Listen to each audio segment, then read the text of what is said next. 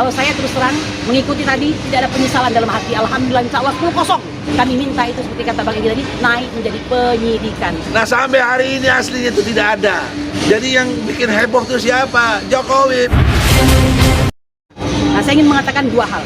Kami sangat berbahagia dan bangga ya kalau Bang Egy kan langsung. Kalau tidak ada ijazah aslinya itu nothing, dan itu benar sekali.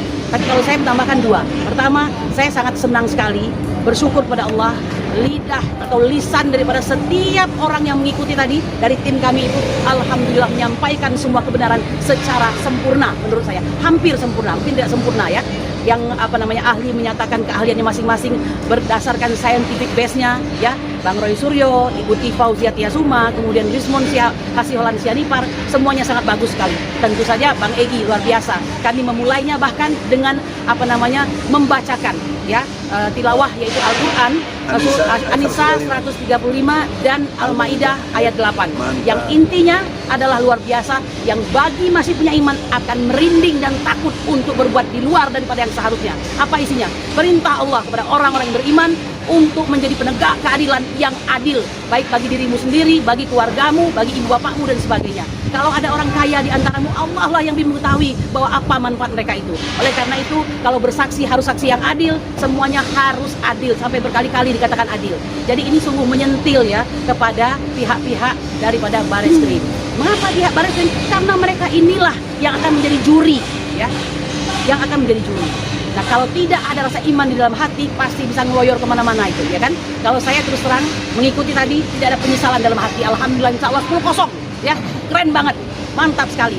Dibandingkan dengan jawaban dari lawan, yang modalnya di situ-situ saja berkeliaran dengan mengatakan ini tidak layak lagi naik dikarenakan ini tidak memenuhi daripada laporan informasi. Saya mengira saya akan mendapatkan sesuatu yang baru, ternyata tidak ya. Nah, jadi dua hal. Satu, jawaban dari semua yang mengikuti itu dari pihak kami TPWA, alhamdulillah keren sekali ya. Yang kedua, kata-kata dari Bang Egy tadi adalah pemutus segalanya. Jika tidak dihadirkan ijazah asli, maka semua itu nothing. Jadi kami tidak terikat untuk mengikutinya. Lalu bagaimana selanjutnya? Ya tidak apa-apa, kita mintakan lagi gelar perkara ulang. Ya, tapi kalau tidak mungkin kan kami minta itu seperti kata Bang Egy tadi, naik menjadi penyidikan. Karena sudah sangat wajar 10 tahun dengan segala banyak dosa-dosa politik yang dibuat, sangat pantas untuk segera diadili ya. Saya kira demikian Bang. Kita lanjutkan kepada mana? Pop out, Menyatakan. Ya. Pop out. Tanya di belakang. Kenapa? Apakah kita menyatakan walk out? Oh, Bang Egy itu alhamdulillah ya. Saya bilang tadi pemutus. Jadi setelah semua rangkaian itu dia akhiri dengan sangat cantik sekali menurut saya. Jika tidak dihadirkan ijazah palsu, untuk apa kita melakukan gelar perkara ini? Semua itu nothing. Dan ya tentu saja pemimpin langsung ijazah asli. Ijazah asli. Jadi itu, oh gitu ya. Oke, ijazah aslinya ya. Ya, kan mana tahu kita. Jadi kata pimpinan terdiam, yang mungkin memikirkan makna itu. Biarlah mereka, kita kasih kesempatan. Semoga Allah memberi hidayah kepada mereka bahwa sesungguhnya hidup ini sementara, tidak ada yang patut dilakukan kecuali melakukan hal yang diperintahkan Allah, menghindari larangannya. Satu di antaranya berbohong dan ikut berkonspirasi dalam kebohongan. Kira begitu. Pendapat masyarakat atau para netizen, siapa yang mendalilkan, siapa yang harus membuktikan. Nah itu Bang Egy semua sudah mengatakan tadi, nggak cocok itu ya. Itu di formatnya perdata ya. Kalau Bang Egy itu di formatnya perdata. Kalau sudah pidana itu ya, kita memang mengumpulkan semua bukti dan fakta-fakta. Nanti yang membuktikan siapa? Ya jaksa lah. Ya kan? Kalau kita ya silahkan kau periksa kami. Jangan orang ditunjuk untuk membuktikan ya, karena mereka yang melaporkan misalnya ini ya. Nah kalau ini, ya, makanya saya katakan tadi, kuasa hukum harus mampu memberikan nasihat itu yang bijak, yang baik, yang benar, karena itu akan menguntungkan atau tidak menguntungkan daripada kliennya. Saya kira. Bismillahirrahmanirrahim. Assalamualaikum warahmatullahi wabarakatuh. Ya, hari ini kita hadir di Bareskrim ini adalah dalam rangka untuk gelar perkara khusus terkait dengan ijazah Pak Jokowi. Yang jadi persoalan itu adalah ijazah Pak Jokowi. Kami selaku masyarakat, baik yang ada di Bareskrim, di luar sana, di seluruh Indonesia sebenarnya menunggu gelar perkara khusus ini, yang mana pihak Mabes Polri sudah menginstruksikan boleh untuk memanggil siapa yang berkompeten di dalam gelar perkara khusus ini, yaitu dari ahli forensik, ahli pidana, itu untuk meneliti secara terbuka gelar perkara perkara khusus ijazah Jokowi ini masyarakat menunggu secara terbuka. Tapi hari ini semua HP dikumpulkan. Bahkan yang paling miris sekali, hal yang paling urgent dan paling penting yang akan dibahas tentang ijazahnya, ijazah itu tidak dihadirkan. Ijazah itu tidak dihadirkan. Ijazah asli itu. Terus gelar perkara ini untuk apa kalau ijazah aslinya tidak ada? Maka dari itu, Bapak Kapolri, Bapak Prabowo selaku Presiden Republik Indonesia yang kami cintai, mohon untuk turun, jangan tutup mata dan tutup telinga. Tolong bantu persoalan ini. Kalau Bapak Kapolri tidak turun, Bapak Presiden tidak turun, maka nanti akan ada gelar perkara khusus lagi dan itu sudah selesai. Ketika Bapak Jokowi jangankan mau hadir di gelar perkara khusus ini, ijazahnya pun tidak dihadirkan. Maka dari itu, kami mewakili masyarakat Indonesia untuk menaikkan kasus ini ke penyidikan. Terima kasih. Sekali lagi Bapak Prabowo, Bapak Kapolri, tolong untuk turun dalam persoalan ini. Polisi, jaksa di bawah presiden. Dan jangan lupa, polisi, Bareskrim, jaksa di bawah presiden. Terima kasih. Semuanya kami masyarakat menunggu. Seharusnya hari ini bisa sudah close case ya. Kalau ijazah itu di Bapak Jokowi bawa ke gelar perkara khusus ini. Sekali lagi, Pak Jokowi, mana ijazah Anda? Terima kasih. Assalamualaikum warahmatullahi wabarakatuh. Yang bisa dijawab, tadi kan menyebut kata mana ijazah. Tapi kan dari bentuk itu sendiri yang berwenang menunjukkan itu kalau nggak hakim, kejaksaan atau lembaga tertentu ruang. Nah, gimana melihat itu juga?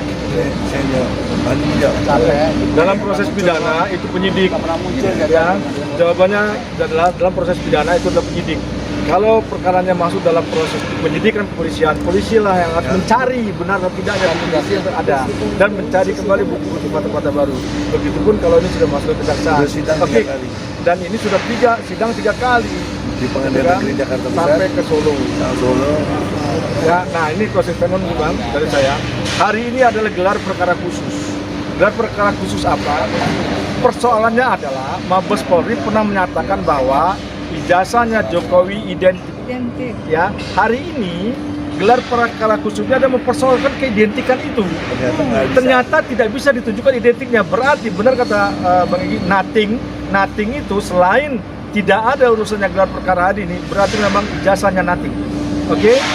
Itu yang paling prinsip, sehingga benar tadi Bang Egy menyampaikan bahwa berarti ketika tidak ada ijazahnya, masuklah di proses penyidikan.